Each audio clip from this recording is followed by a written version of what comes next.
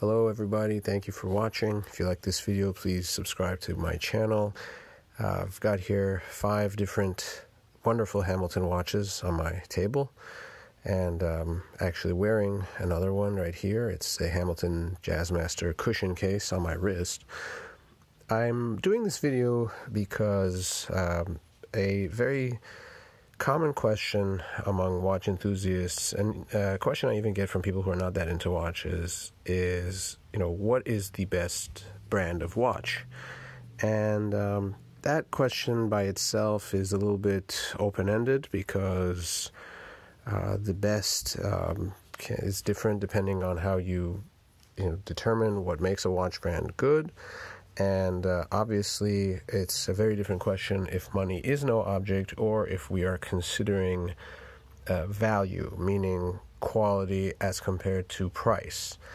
And in my humble opinion, after having owned a very large number of watches over the past decade and a half or so, I have to say I would probably name Hamilton as the brand that offers the best value, or maybe we could say that is the best value among watches.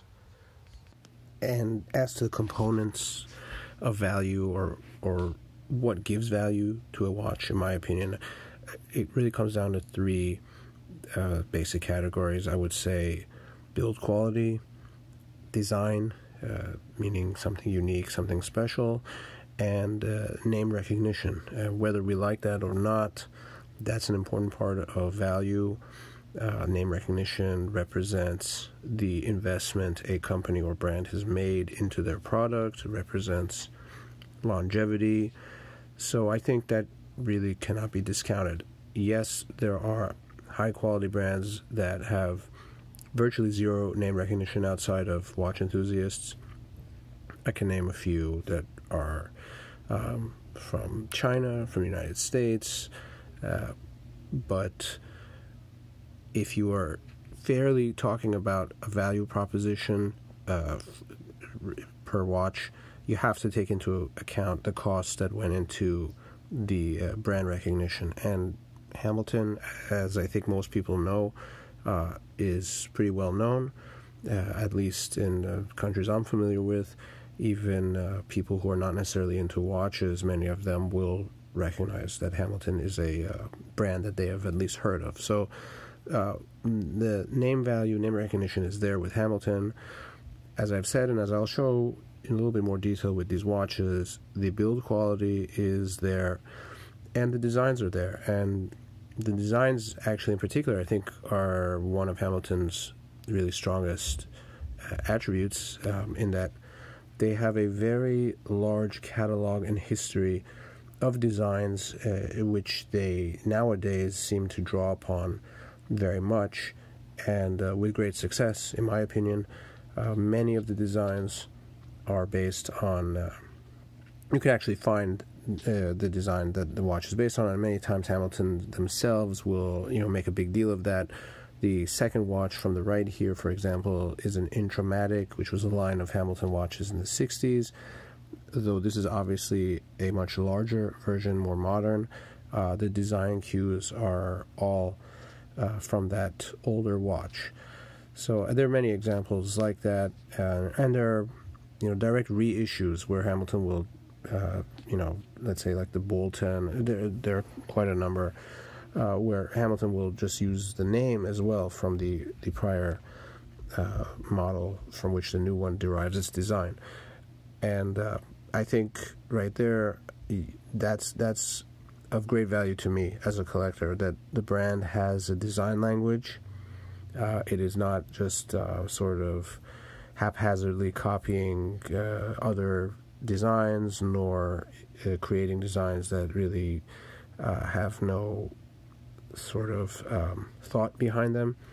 That's not the case with Hamilton, so that's another reason why I give them a lot of points for design, especially for the prices we're talking about.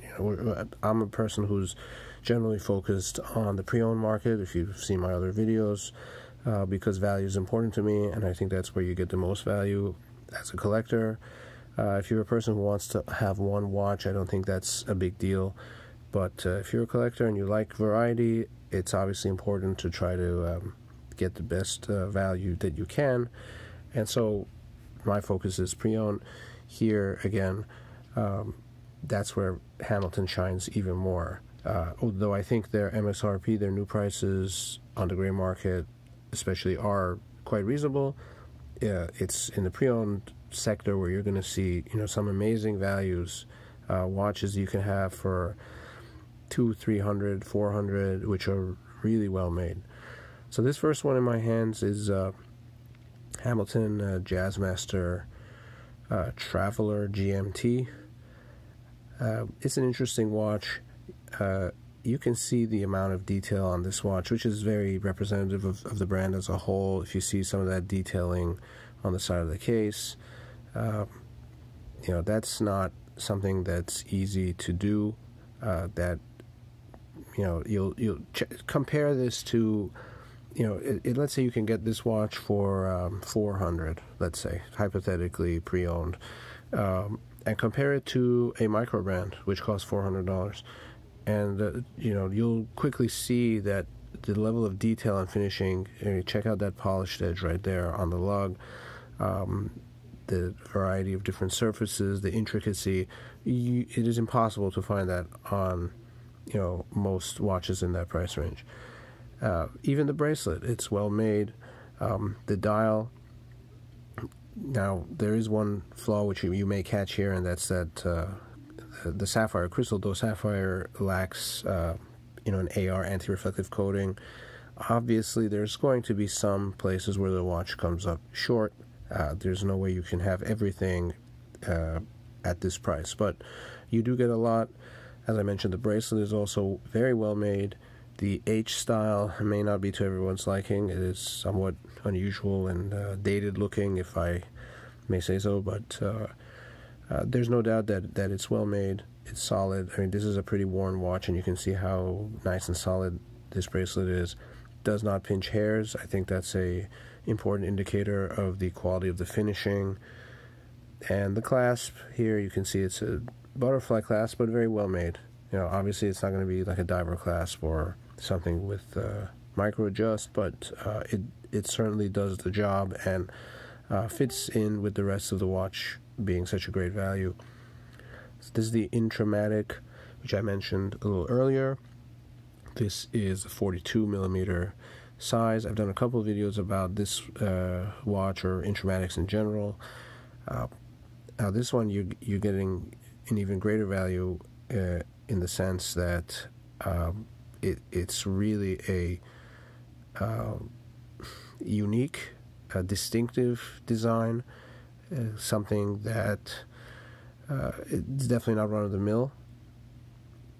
Here is a chronograph. This is a Jazzmaster Maestro automatic chronograph from Hamilton.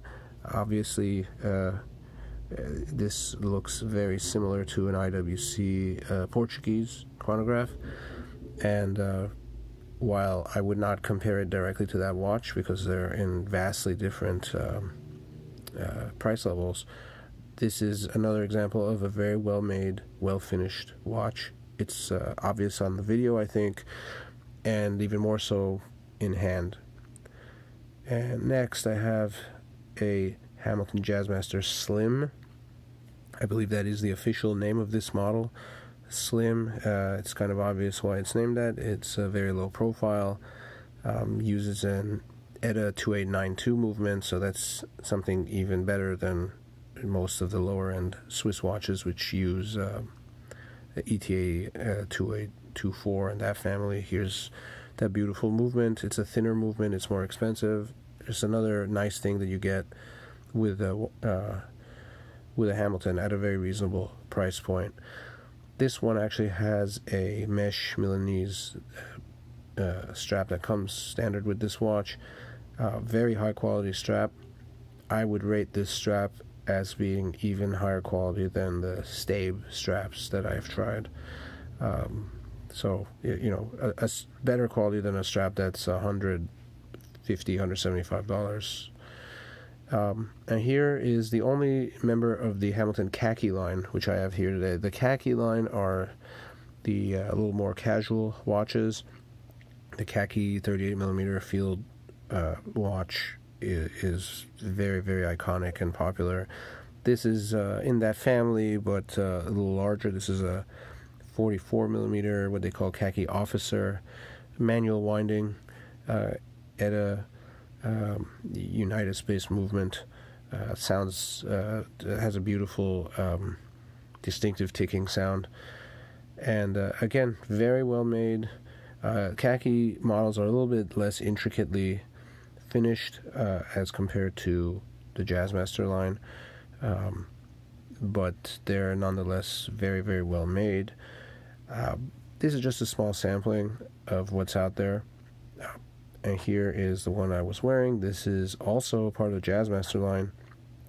I believe it's just called the Jazzmaster cushion case. I'm not sure what's the official name, but it's clearly a cushion case watch. It's not, it's got like a squared off pillow shape. This is really cool because of the very short lugs, which make it quite wearable despite being a large watch.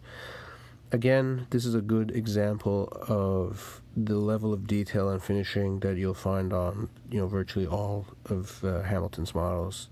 That detail surrounding the crown, the crown guards, is really what those are on the sides. It's quite beautiful to look at and to appreciate. And you see it on this side of the watch too.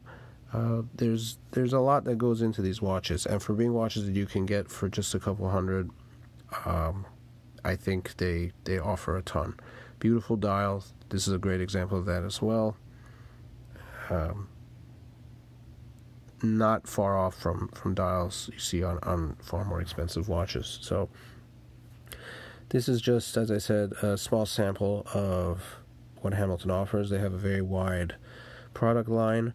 And if you are getting into watches, or even if you've been into watches but just haven't owned a Hamilton, it's a brand I highly recommend. Again, it's not the greatest brand, it's not the cheapest brand, but value per dollar, I would say it's difficult to find something that can match Hamilton in that regard.